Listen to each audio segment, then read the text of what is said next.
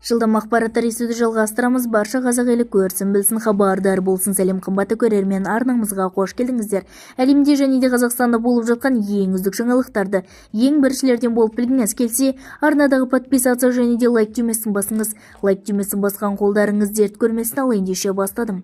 Маған қарсы келмейді, азамат сатып алды, әйелін жер көкке сыйғызбай мақтады. Маған қарсы келмейді. Танымал актер Азамат Сатыбалды сүйікті жары Назым Қарабалина менен ұзақ уақыт бірге болудың отбасы құпиясымен бөлісті деп хабарлайды өзгеріс.инфо сайты. Актердің айтуынша, күйеуінің немесе әйелінің ашуланған кезде үндемеу басты қасиеті. Бір ғана құпиясы бар. Бірің ашуланған кезде бірің үндемеуің керек.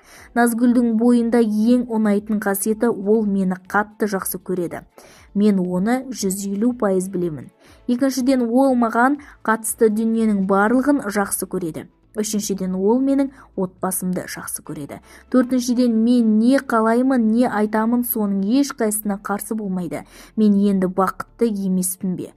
Мұхтар ағамыз әдемі айтқан жұбайлар бар әңгімесі таусылған, ал махаббат таусылмайтын әңгіме.